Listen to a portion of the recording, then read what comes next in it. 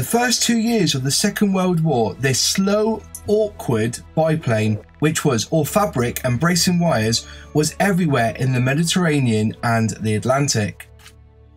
The night raid on Taranto, the Battle of Cape Matapan, the sinking of the Bismarck, the Fairey Swordfish proved to be one of the finest torpedo-carrying aeroplanes in the history of aviation.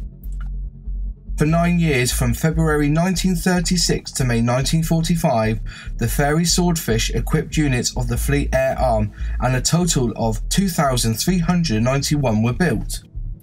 The prototype of the Swordfish made its first flight on April 17, 1934.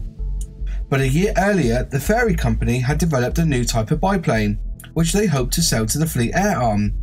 This earlier plane, the TSR-1, was destroyed during a test flight. A new model, the TSR-2, was built with structure and configuration based on the TSR-1, but with alterations to the fuselage and tailplane.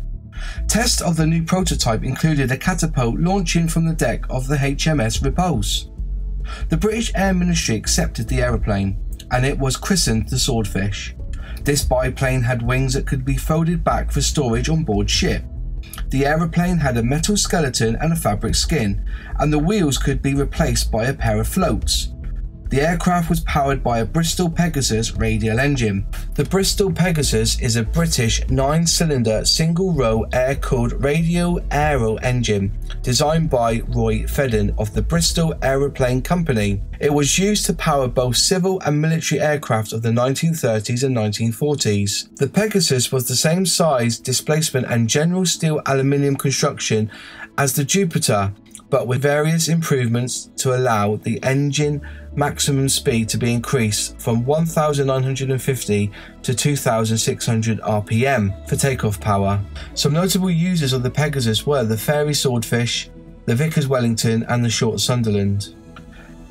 The first aeroplanes had 690 horsepower engines, but with each later version the power was increased.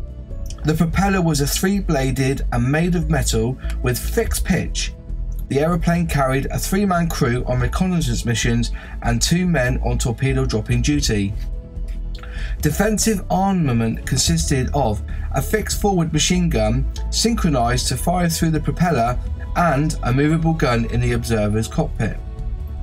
The aircraft could carry 1,496 pounds or 680 kilograms of bombs, or a 1,610 pounds or 730 kilogram torpedo.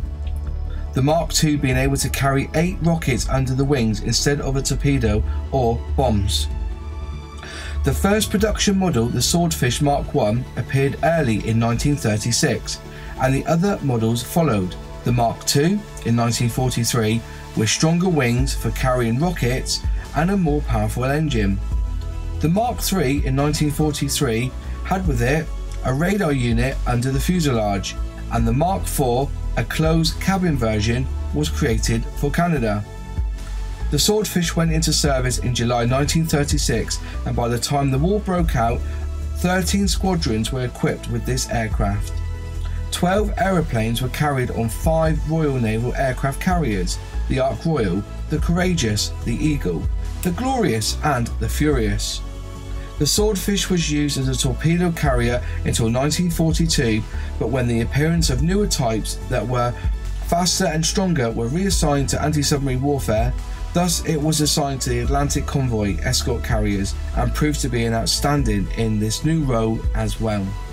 It was equipped with radar tracking equipment and rockets. At this point in its career, in the early months of 1945, 9 units were still equipped with the Swordfish. The last unit, 836 Squadron, was disbanded on May 21st, 1945. Thanks for watching. If you liked the video, click like. If you haven't subscribed yet, please subscribe and be notified on all these new documentary videos that I'm doing. Any questions, any comments, put them in the box below, and I'll see you in the next video. Cheers.